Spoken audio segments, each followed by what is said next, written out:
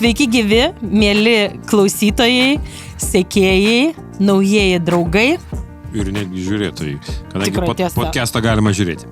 Ir labas, Audriau. Labas, Svetlana. Laidą baigėme klausimų. Klausimų apie tam tikras savybės ir kaipgi mes galim atsakyti, ką atsakė žiūrovai?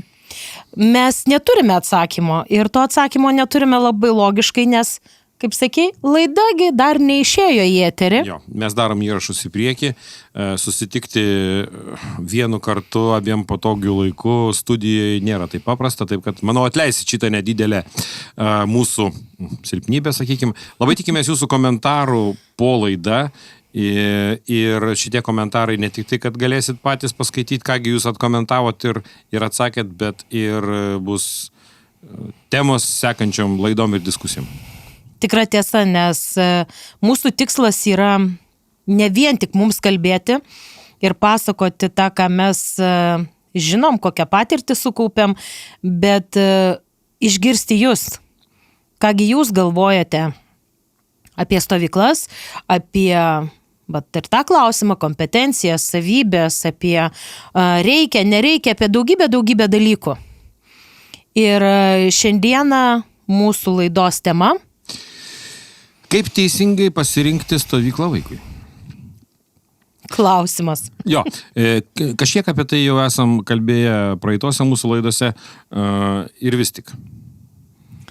Žinai, vieni tėvai gali į tai pasižiūrėti sudėtingai, kiti gali pasižiūrėti labai paprastai. Gal visai faina dalinti savo patirtimą, ne, ir kažkokiom istorijom. Ir kol sėdėjom ir ruošiamės, man grįžo į atmintį tokia istorija praeitais metais girdėta iš vienos mamos.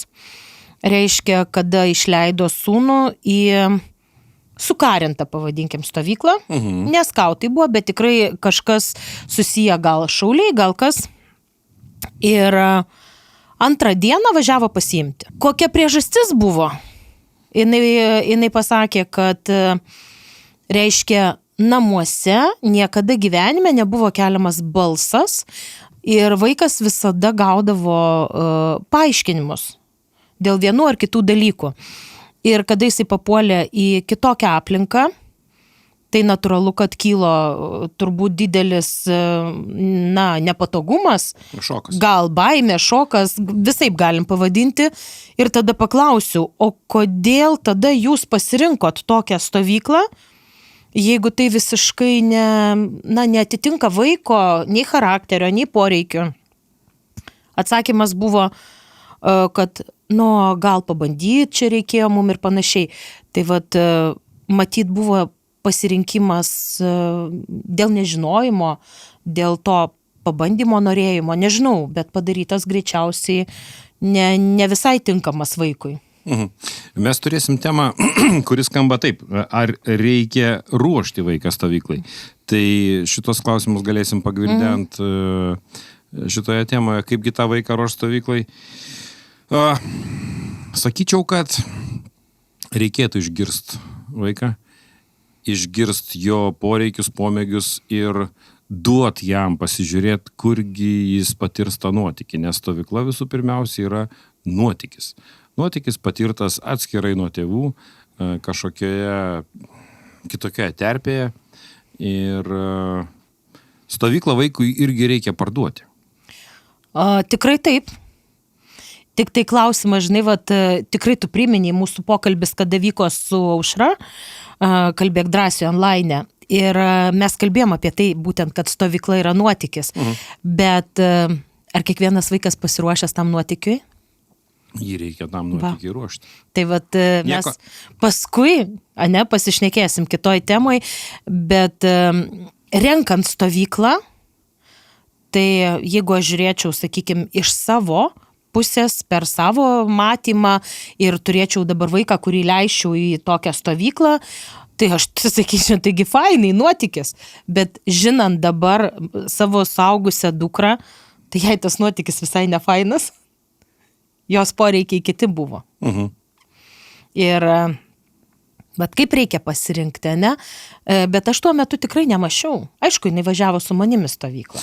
Mes dirbam šventą darbą, kaip jau minėjau pirmoje laidoje, mes edukuojam tėvus, kaip padaryti, kaip galima mažiau klaidų. Nepadaryti klaidų neįmanoma, bet kaip galima mažiau klaidų, bet jų padarimo tikimybė mažėja su informacija, kurią mes dalinamės. Kaip tai daryti, kaip tai veikia. Yra vienas vaikas arba du vaikai. Gerai, jeigu pirmas jau stovyklavo ir jūs žinot, kaip tai daryti. Jeigu tai yra pirmas vaikas, dažniausiai pirmas vaikas yra saugomas kaip akies vyzdys ir ten daugybė perdėtų baimių, kurių neturėtų būti, jeigu žinotume tai, ką mes dabar pasakojam. Taigi šventas darbas. Jo, ir žinai, aš dabar labai gerai prisiminiau dar vieną dalyką, kad stovykla negali būti vaikui bausmė. Be jokios abejonės. Apie tai mes kalbėsime apie skiltyje, kaip tėvam ruošti stovyklą ir kokių klaidų nepadaryti, vežant vaiką į stovyklą, ruošiant į stovyklą, nes yra klasikinės klaidos, kurios iš karto duoda kažkokį rezultatą. Bet aš manau, kad su tuo, kaip parinkti vaikui stovyklą, ne? Kaip pasirinkti stovyklą, tai va tas suvokimas, kad tai negali būti bausmė, yra labai irgi svarbus. Taip. Be galo svarbus, todėl kad tada tėvai iš vis nesirenka stovyklos. Tada yra tiesiog dažniausiai galvojimas apie tai, o kaipgi padaryti taip, kad vaiką įkišti į kažkokius rėmus, jeigu tai yra bausmė. Rėmai nėra blogai. Jo, tik tai reikia mokėti parduoti tos rėmus. Bet jeigu tas vaikas suvokia kaip bausmę, atsimeni, tu pats pasakoji. Tai yra tragedija. Tokį vaiką aš siūlau iš karto pasimti ir vežtis namo, nes jis vis tiek po dienos ar po dviejų bandys grįžti namo ir įrodyti, kad tėvai buvo neteisūs. Nes jie iš tikrųjų buvo neteisūs, pasakydami, kad tai yra bausmė. Stovyklos nėra perauklėjimo įstaiga, netgi sukarintos stovyklos nėra perauklėjimo įstaiga, disciplinuojanti taip, sustatanti dalykus į vietus taip, bet ne bausmės vieta. Tikrai, bausmės vieta yra kolonija, kalėjimas. Jie nedaro savo stovyklų. Jie priima pastoviam gyvenimui. Nesiūlyčiau nei vienam iš tėvelių nukreipti ant vaiką. Ar internat, nebėra internato tikriausiai, jo. Turbūt ne. Anksčiau buvo dar internatai ir tėvai susirūpinę vaiko elgesiu, veždavo vaikus internatus. Girdėjau tokias istorijas, nėra jos linksmas. Taigi, ir parinkimas. Tai mes turbūt galime apibendrinti jau prieš tai buvusių pokalbių tam tikras mintis, tai pirmiausia reikia labai gerai suprasti, kaipgi yra klasifikuojamos, kaip skirstomos tos stovyklos ir suprasti, kokį poreikį vaiko jūs norite patenkinti. Ir dažniausiai čia nereikėtų kalbėti apie tėvų poreikį. Taip. Nieko nėra liūdniau, kai tėtis ar mama bando realizuoti savo vaikystės svajonės. Jeigu tai yra kažkokie pirkiniai vaikui, taip dažniausiai mes darom. Tai, ko mums trūko, dažniausiai vaikystėje mes stengiamės atiduoti savo vaikam. Tarkim, aš norėjau tapti medicinos seselė ir dabar būtinai, ar ten gydytoja, ir būtinai vaikas tenais, neįdomu jam žiūrėti tos bintus ir žaizdas, tai kodėl jis turėtų tai daryti. Juo labiau, dabar vaikai labai žino savo teisės, labai jau daro pasirinkimus ir jį vers daryti kažko, ko jis nenori. Tai yra tiesiog draugystės gadinimas, nes vaikai ir tėvai turi pirmiausia draugauti. Aš manau, kad jūs savo draugam nedarot blogų dovanų, stengiatės išgirsti, kodėl su vaikais elgiatės taip, kartais man būna. Jo, tai suprasti, kad stovykla tai turi būti ir vaiko poreikis, ir jo noras būti vienoje ir kitoje vietoje yra labai svarbu.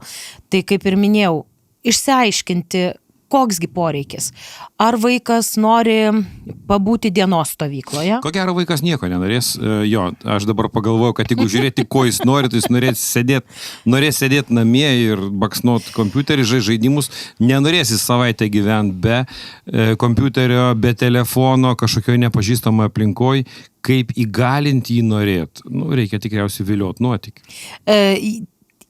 Dalis tiesos yra, bet tai turbūt yra labiausiai susijęs su tais pirmakarčiais su tais, kurie pirmą kartą važiuoja, nes labai dažnai būna, kad tie, kurie pabuvę kelis kartus, arba jau, kad ir vieną kartą, tai jeigu viskas gerai susiklostė, susiformavo draugų kompanija, tai jie greičiausiai norės važiuoti, bet tik vienas dalykas, kad jie norės į tą pačią stovyklą, nieko nekeisti, su tais pačiais draugais ir tarsi kartoti tą pačią situaciją iš naujo. Yra žavesio tame, yra patirties, kai pernai atvažiavo į ketvirtą stovyklą vaikai Alfa būrio, nors iš esmės programa kartojasi. Mes turim modelį, kuris kartojasi. Teko sugalvoti naujų tokių dalykų, žinant, kad yra, kurie ir trečią, ir ketvirtą kartą atvažiuoja, bet jie kartoja. Tai tėvai, aišku, jaučiasi labai ramus, žinodami, kam atiduoda vaikus. Dėl to man kilo mintis kurti kitas stovyklas ir tėvams sakyti, gerai, o dabar turėsim vikingų nuotykį, o dabar turėsim mano krafto nuotykį. Iš esmės jie mane pažįsta, tas yra svarbu, žinot, kam paliekė savo vaiką ir skatinti juos į kitus nuotykius. Ir nepaslaptis, kad į praeitais metais minikrafto stovyklą atvažiavo pusė Alfa būrio stovyklautojų. Buvo labai paprasta. Na taip, iš tikrųjų labai fainai, kada vaikai taip važiuoja ir žino kur ir tik tai keičiasi pati galbūt ir vieta, keičiasi, vieta ir forma, ir vieta ir forma keičiasi ir tai irgi nuotykis, pabandymas, o tie vaikai, kurie pirmą kartą, tai jiem, kaip tu sakai, reikia parduoti stovyklą, arba dar yra toks dalykas, kada vaikai visiškai nenori važiuoti į stovyklą, todėl, kad turėjo netinkamą patirtį. Patarimas tėveliam, atėjo čia ir dabar. Geriausiai stovyklas parduoda draugai. Grįžta iš stovyklos, įkvėpti kažko ir jie sako, žiūrėk, ten buvo taip gerai, ne vienas yra atsitempęs su savim, jau matai, veidas pažįstamas ir sako, žiūrėk, čia mano chebra. Reiškia, jisai pardavė stovyklas, jis susirinko savo net chebra. Tai patarimas tėvam, ieškokit gerų patirčių, kieno vaikai yra buvę kažkokiose stovyklose. Vienas dalykas, jums bus ramiau, žinot, jeigu ta pati sudėtis vadovų, žinot, kur vežat vaiką. Antras dalykas, kažkas jau bus žinos drąsiau ir taip toliau, nes aišku nesmagu tam vaiką. Aš prisimenu savo išvykimus į stovyklas. Aš naktį prieš stovyklą blogai miegodavau. Net būdamas vaikas, jaudulys, kažkoks, nežinau, net ir dabar būna, sakykime, sezonas prasideda, jaudinėsi, tiek galvoju, kaip čia, atrodo viską žinai, komanda ta pati, plus minus 70% nesikeičia ir vis tiek, kaip čia... Žodžiu, nieko nėra blogiau, kai vaikas nori namo, jo, tada klausia, bet tu žinai, kokią stovyklą tu važiavai? Ne. Ta prasme, nežinai, tau nieks nesakė, kur tu važiuosi. Sako, man parodėte nuotraukas, aš pasakiau, noriu, bet paskui nebenorėjau, o paskui man sako, tai mes jau nupirkom, dabar tu važiuosi. Tai reiškia, nesuvadybino tėvai, nepardavė tos stovyklos, neuždegė to noro, nors vaizdinės medžiagos daugelis stovyklų turi nuotraukų ir taip toliau. Jeigu norit vaikui padovanot nuotykį, tai parduokit jį. Nes negalvokit, kad jūs čia atvežėt, numetėt ir čia mes jau viską padarysim. Paruošiamasis darbas irgi yra būtinas. Tikrai taip, tai apie paruošiamąjį darbą tai mes kalbėsime, vėlesnės bus temos, o dar visgi grįžtant, žinai, prie kažkodėl buvau pamiršusi, kad aš labai dažnai akcentuodavau šitą dalyką ir kaip pasirinkti stovyklą, saugumo klausimas. Jisaigi svarbus. Ir tikrai yra tekę susidurti su tuo, kad saugumas visapusiškai. Ir pernai metų pavyzdys, kada, kalbant apie saugumą, vaikai nesupažindinami su stovyklos taisyklėmis. Kur irgi vienas iš saugumo elementų... Instruktažas turi būti vienas iš pirmųjų prieš bet kokias... stovykloje, bet tėvai, kada gauna visą informaciją ir, tarkim, mes siunčiam visada stovyklos taisyklės ir rekomendacijas, ką atsivežti, ką turėti, ne? Ir kokių taisyklių yra laikomasi. Tai mes turėjom patirti, kada mūsų jaunuoliai atėjo su mumis aiškintis. O kokios tos stovyklos taisyklės? Ir teko jiems tas taisyklės nuvest, parodyti, jos yra surašytos dar ir stende ir bandė paieškoti tiesos ir savo žinai, tų teisių ir atėjo taip, o va čia žiūrėkit, sako, kas parašyta. Pasiskaitom, kas parašyta. Ir sako, ne mūsų naudai. žinai, tai vat tie tokie atrodytų paprasti dalykai, bet saugumas yra svarbus reikalas ir tėvai, manau, rinkdamiesi turėtų atkreipti dėmesį, ne, į saugumą. Kas tau yra stovykloje saugumas? Kadangi stovyklos vaikam iki 12 metų, šiek tiek kitokie iššūkiai. Ir aišku, stovyklos, kurios iki 16, tie patys vikingai, ten vaikai nuo 8 iki 16, saugumas vaikui būt miške vienam be tėvų. Pirmiausia, vadovai geri, kurie sugeba sukelt pasitikėjimą tam vaikui. Nes tam laikui, kol jis stovykloje, jam reikalingas tėvų pakaitalas. Jis turi žinot, kad jisai saugus su to žmogum, kad jis gali pasiguost. Jeigu ne tam vadovui, tai kitam, jeigu ne, tai man. Dėl to vadovai daugelis stovyklų būrys 15-14 vaikų yra skirtingų amžiaus. Yra 14-16 metų vadovas ir yra vadovas, kuriam virš 20. Tokia yra siekimybė, taip stengiamės formuoti komandą. Tas, kuris 14, jis dar arti tų vaikų, jis pats dar suišėlioja. Tas, kuris vyresnis, jis jau šiek tiek daugiau kontroliuoja situaciją, visą situaciją stebiu ir matau aš. Yra ir kiti atsakingi vadovai rimtesni, kurie periodiškai atvažiuoja. Ta pati virtuvė irgi mato vaikus, duoda pastebėjimus, pastabas, nes kada jų 60, pakankamai sudėtinga matyti. Vis tiek stebi tuos, kurie judresni, tuos, kurie gali vienu ar kitu atveju sublizgėti ne visai teigiamom spalvom, kad tiesiog apsaugoti juos nuo to. Nes aiškintis apie situaciją, kuri įvyko, yra blogiau negu ją užkardyti, bandyti užbėgti už akių ir kažkaip sureguliuoti, kad neatsitiktų to.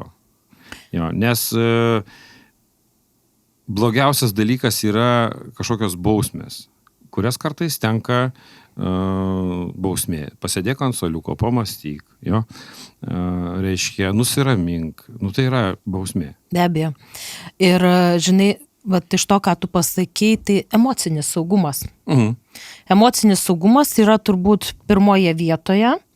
Ir po to, aišku, tas fizinis saugumas, kurį žinodami tam tikras taisyklės stovyklos gyvenimo, tai jau, va čia yra savaime suprantamas dalykas, stovyklavedžiams jau pasidaro savaime suprantamas dalykas, kaip turėtų būti, bet kas liečia emocijas, tai tikrai labai labai svarbu. Gal tu kokią nors istoriją turi? Žinai, visą laiką per instruktažą aš sakau, kad šita stovykla yra be patyčių. Kad mes čia stengsimės gyventi, nesityčydami vieni iš kitų ir iš karto eisim ir sakysim, jeigu mums kažkas nepatinka. Pirmiausia, sakysim vieni kitiem, kad man nepatinka tas dėmesys, kurį tu rodai, jeigu tai nepadeda. Nes sakau, žiūrėk, kartais tas draugas jis net nesupranta, kad jis pasakė kažką įžeidžiančio. Jisgi nemato tavęs.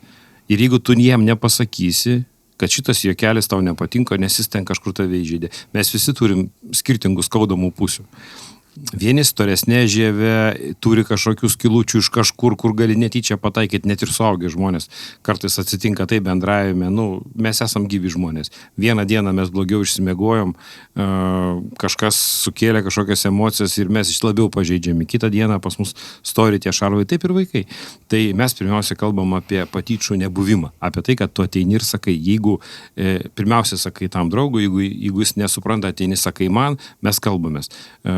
Tenka kartais padėti vaikam, nesityčiot, net vieną vyruką teko iškelt į kitą palapinę, nes su visais jisai pliekėsi ir visi kalti buvo. Atsakau, žiūrėk, jeigu visi ateina ir kažkaip kalba apie tave, tai tikriausiai, kad ne jie visi kalti, negali būti 20 žmonių kalti dėl to elgesio.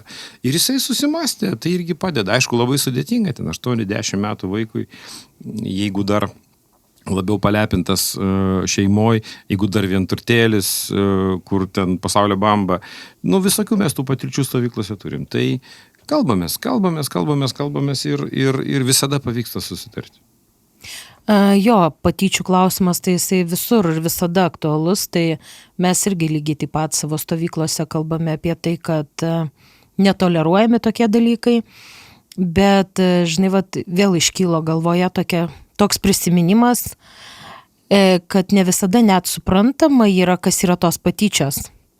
Ir viena iš tokių istorijų mūsų buvusių, tai reiškia, kada susidarė kompanija ir jie tarsi atviri, ten kažką veikia, klausosi muzikos laisvu metu. Ir kada jau mes kalbėjome vadovai su jais, tai sako, taigi mes visus priimam. Ką reiškia, sakau, jūs priimat, pasakykit, kaip jūsų priėmimas. Tai sako, taigi mes neišvarom, jeigu ateina. Tai tenka kalbėti apie visiškai paprastus dalykus, kuriuos vieni supranta vienaip, o tie vaikai, kurie tarsi lieka už tų durų, visiškai kitaip supranta. Stovykla, tai kiekviena stovykla yra mini gyvenimas, ciklas, kiekviena stovykla turi savo mokytojus, jaunus mokytojus, kiekvienoje absoliučiai stovykloje praeinu vis kitokias pamokas, niekad negalvojau, kad sužinosiu tokį keistą žodį kaip šventas melas. Teko sugalvoti tokį šventą melą. Šventas melas buvo, sugedo automobilis. Mes mylim tave, bet iš stovyklos pasimti negalim, nes sugedo automobilis. Šventas melas. Viskas jam gerai tai stovyklai, bet yra ta raudona linija, ta bambagyslė tarp jo ir tėvų, nes tėvai jam važiuojant į stovyklą pasakė, kad jeigu bus blogai, mes tave pasimsim. Tai viena iš klasikinių klaidų, kurias daro tėvai, duodami viltį, ir ta viltis, bet apie tai mes kalbėsim apie stovyklos. Sužinai tam tikrų mandrų medicininių terminų, kaip vaikai manipuliuoja vadovais, tėvais, ir kartais tenka praeiti ilgą sunkų kelią, kol vis tik supranti, kad tai buvo manipulacija, bet tai kitas iki padeda lengviau reaguoti. Tai manau, kad patiria, vadovai, savanoriai, stovyklos darbuotojai, bet lygiai taip pat ir tėvai patiria, kada vaikai geba, daryti visokius dalykus, ir kalbant apie stovyklą, netgi į tą pačią stovyklą neišvažiuoti, pritaikius savo kažkokias, tai tokius manipuliatyvius metodus. Bet tai, čia vėlgi viskas subėga į tai, kad reikia vaiką į stovyklą ruošti. Tai, iš tikrųjų, mes galim užduoti turbūt klausimą dar kartą ir kitai laidai, o gal net ne visai kitai laidai, gal dar vėliau kažkada komentaruose mes gausime atsakymus į tai, kaip tėvams atrodo apie tą pasiruošimą stovyklai, kaip jie mano, ar reikia, kodėl reikia. Tiesiog tokia komentaruose galės būti diskusija, kaip tu manai. Gal mes tėvam tiesiog duosim tokią galimybę bent pamastyti apie tai. Nes kitoje laidoje mes kalbėsime būtent šitą temą. Taip. Taigi, kaip pasirinkti teisingai vaikų stovyklą? Išgirsti vaiko poreikius, pagalvoti apie tai, kas jam dar galėtų būti įdomu, pasitarti su juo, padaryti diskusiją, parodyti nuotraukas, paprovokuoti, nes labai aš suprantu tėvų norą, kad ypatingai berniukai, tuose stovyklose mano daugiau būna berniukai, nes tokios vyriškos temos, reiškia, nori vaikam duoti galimybę išvežti iš narvelio, iš miesto į gamtą ir supažindinti juos su tais dalykais, bet tai tam reikia padaryti paruošiamosius darbus, kad vaikas žinotų, kur ir kaip. Ir rinkti stovyklą atsakingai, ne pagal pinigus. Tikra tiesa, pabaigai visiškai, labai trumpai keliais sakiniais apie kaip parinkti stovyklą, tai dažnai tėvai tikrai renkasi pagal pinigus. Mes netgi esam girdėję tokių komentarų iš savo pažįstamų. Pasižiūrėjau, kiek kainuoja, nebrangiai. Jo. Pasakykit, brangieji, ar nebrangiai pirkdami automobilį jūs nusipirksit kažką gero? Ko gero, 90% bus ne kažką. Tikra tiesa. Bet kažkodėl vaikų į stovyklą nebrangiai perkam, nes galvojam, kad bus stebuklas. O aš labai dažnai, su kuo palyginu. Tėvai sako, aš tai noriu pailsėti, dabar renkuosi kelionę, o ten viskas įskaičiuota, tai brangoka, bet aš turbūt pataupysiu ir iš karto, lygiai grečiai vaiko stovykla. Ir sutaupysiam vaiko stovyklos. Bet čia tikrai tai būna. Mielos mamytės, kai esat kelionėse, kelkit telefonus, kai reikia pasiskambinti ir pasitart apie kažką ir dieną negali prisiskambinti mamai, tai yra tragedija. Tai va, kaip parinkti vaikui stovyklą, tai yra tikrai daug momentų, į ką reikia atkreipti dėmesį, bet aišku, tikrai matydami kainą mažą, turėtumėt išsiaiškinti, kodėl jinai tokia yra. Tai gali būti, galbūt kažkas rašė projektą ir gavo papildomą finansavimą. Tarp kitko būna stovyklų žemom kainom, kada yra duoti finansavimą. Aš pati vykdžiau eilę metų tokias stovyklas ir tai gauni finansavimą ir tėvai tikrai labai nedaug sumoka tada. Bet tą reikia žinoti.